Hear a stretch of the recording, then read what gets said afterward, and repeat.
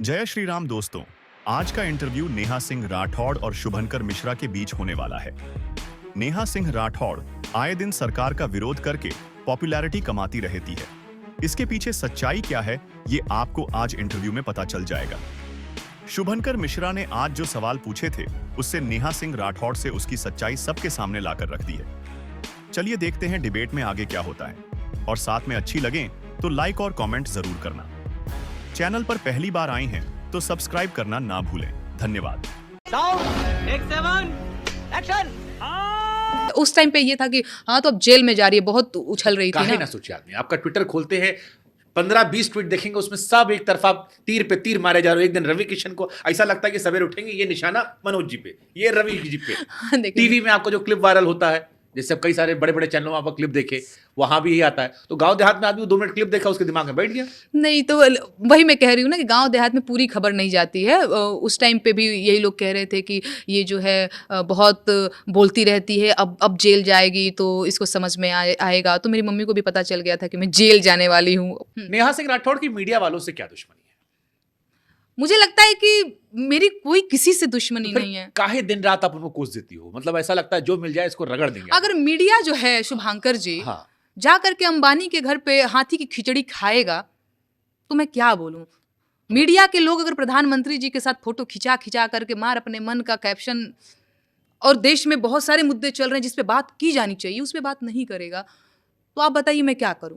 But ये तो हमेशा से होता है। जैसे अभी आप, चलो आप जिनकी बात कर रहे हो, क्योंकि मैं टीवी से आया हूँ, मैं समझता हूँ कि जब प्रधानमंत्री आते हैं, कोई आते हैं, तो आपसे कहा भी जाता है कि, और आपके घर कोई अगर आता है मेहमान, जैसे आप मेरी मेहमान है, तो हो सकता है नेहा सिंह राठौड़ 10 लोग को ना पसंद हो, 4 को बहुत पसंद हो, लेकिन मैं आपके साथ भी डालूंगा। बिल्कुल ठीक बात है, मुझे भी गाली देंगे। बिल्कुल ठीक बात ऐसे है। अगर प्रधानमंत्री आ रहे हैं तो लोग खिंचवा ले रहे हैं। भाई होता किसी मम्मी के प्रधानमंत्री अच्छे लगते हो, ठीक है, ठीक है। देश के प्रधान, और वो प्रधानमंत्री आप कई बार पद का भी सम्मान करते हो कि यार इतना बड़ा आदमी आपके साथ आया है, हालचाल ले रहा है। मेरा सवाल ये कि मैंने कई और भी पत्रकारों को जो यूट्यूब पर दिन रात क्रांति की बात करते हैं, मैंने कई सारे नेताओं के मंच पर जाते हुए देखा है और उनकी तारीफ करते हुए देखा है, या कई ऐसे यूट्यूबर्स हैं जो बहुत बात करते हैं, छोटी छोटी बातों को अलग तरीके से इमोशंस आते हैं। तो ये तो दोनों तरफ है। तो फिर एक वर्ग को आप इतना क्यों टारगेट करते हैं, एंकर्स को? ठीक है, प्रधानमंत्री पद का सम्मान करते हुए जो न्यूज एंकर्स हैं उनको कभी उनसे सवाल भी पूछ लेना चाहिए।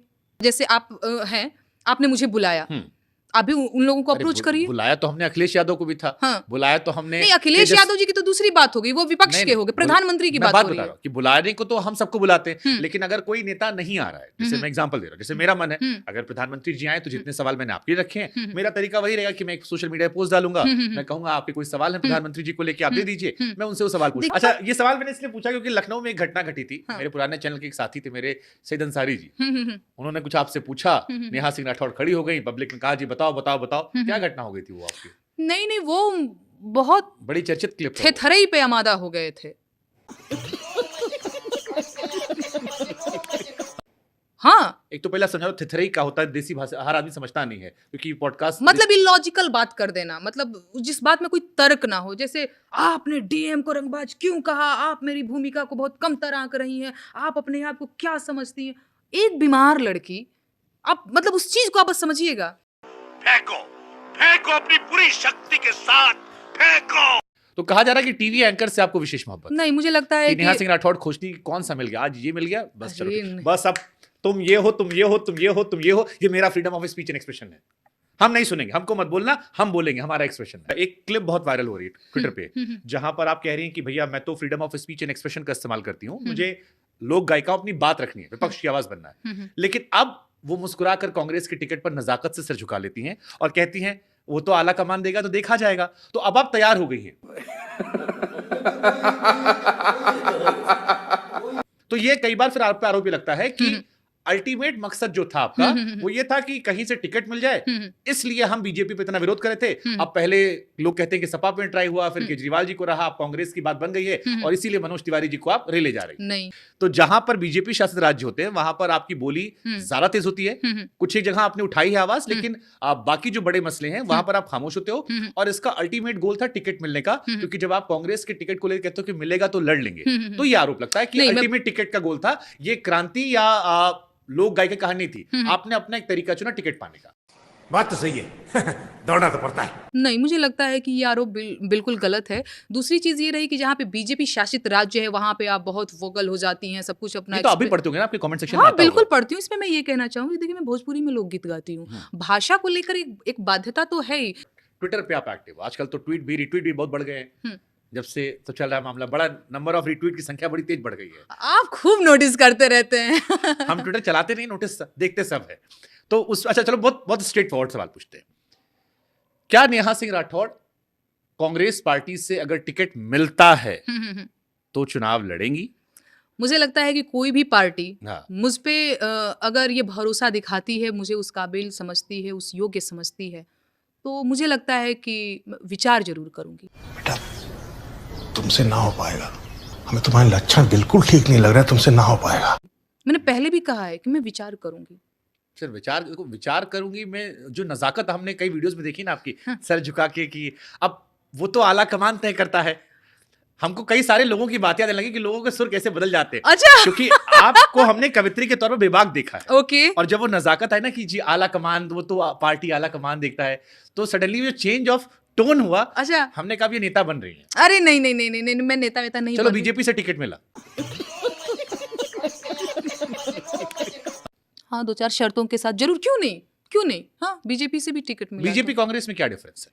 देखिए बीजेपी कांग्रेस में क्या डिफरेंस है ये मुझे नहीं पता। देखिए आपने एक सवाल पूछा कि बीजेपी से आपको टिकट मिला तो आप लड़ेंगे कि नहीं। मैं उस पर एक जवाब देना चाहती हूँ कि हाँ बिल्कुल मुझे लगता है कि मैं उस पर भी विचार कर सकती हूँ। 2-4 जो मेरे शर्त होंगे। आरोप लगता है कि आप पीएम मोदी के विरोधी हो या बीजेपी विरोधी हो। क्या आप वाकई में उनकी आइडियोलॉजिकल विरोधी हो, या अगर नहीं है तो ऐसा परसेप्शन क्यों बिल्कुल बन गया है? और या फिर ऐसे ट्वीट्स आप क्यों आते हैं कि अगर हम शुरू के 30 ट्वीट स्क्रॉल करते हैं तो वो एक ही पार्टी विशेष को लेकर केवल तंज में होते हैं। कई बार लोग कहते हैं कि कुछ तो अच्छा भी किया होगा, वो नहीं आते हैं, या कुछ भी और किसी और भी राज्य में गलत हुआ होगा, वो भी नहीं आते हैं। तो ये क्यों होता है? देखिए एक रही बात कि कुछ तो अच्छा किया होगा, मैं बार बार वही बात कह रही हूँ कि बिल्कुल ठीक बात है कि इस सरकार की भी कुछ सफलताएं हैं, कुछ विफलताएं हैं। ठीक है, जो सफलताएं हैं, जो उनको लगता है कि ये सफलताएं हैं, उनके पास अपना मंच है, अपनी मीडिया है, तो बचा कुचा काम मुझे लगता है जो वो नहीं गिना रहे हैं, जहां पे कमियां हैं उसे मैं उजागर कर रही हूँ। ठीक है, अब क्योंकि सरकारी व्यवस्थाओं में जब परिवर्तन होता है, अब दो ही तरीका होता है। एक आइडियोलॉजी है जिससे लोग पसंद कर रहे हैं, 2 बार से वो रिपीट हुए हैं, जितने अब तक सर्वे आए हैं उसके मुताबिक वो तीसरी बार भी आ रहे हैं, सर्वे के मुताबिक। मैं उनको लेकर कोई ओपिनियन नहीं दे रहा हूं।